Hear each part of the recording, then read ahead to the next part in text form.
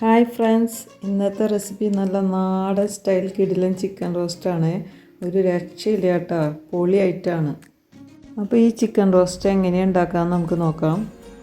ഇനി ഇതിലേക്ക് ആവശ്യമായ 2 എരിവുള്ള പച്ചമുളകും, ഒരു മീഡിയം സൈസ് സവാളയും, നല്ല പഴുത്ത തക്കാളിയും, ഒരു പീസ് ഇഞ്ചിയും, 2-3 അല്ലി വെളുത്തുള്ളിയും അരിഞ്ഞെടുക്കാം. ചിക്കൻ റോസ്റ്റ് ഉണ്ടാക്കാൻ വെളിച്ചെണ്ണയാണ് നല്ലത്. ഇനി ചീനച്ചട്ടിയിൽ 4 സ്പൂൺ വെളിച്ചെണ്ണ ഒഴിച്ച് അരിഞ്ഞ ചേരുവകളിട്ട് നന്നായി വഴറ്റി കൊടുക്കാം. സവാള വേഗം വഴന്ന് കിട്ടാൻ കുറച്ച് ഉപ്പിട്ട് വഴറ്റിയാൽ മതി കേട്ടോ, അപ്പോൾ വേഗം വഴന്ന് കിട്ടും.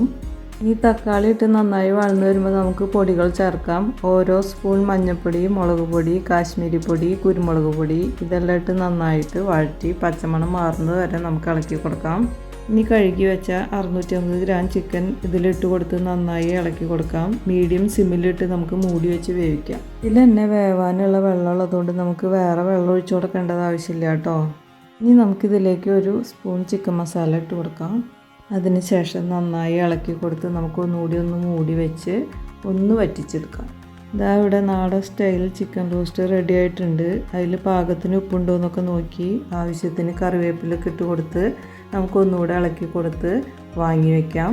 ഇത് ചോറിൻ്റെയും ചപ്പാത്തിയുടെയും അപ്പത്തിൻ്റെ കൂടെയൊക്കെ കൂട്ടി കഴിക്കാം കേട്ടോ. അപ്പോൾ എല്ലാവരും ട്രൈ ചെയ്ത് നോക്കണേ. അപ്പോൾ ടാറ്റാ, ബൈ ബൈ.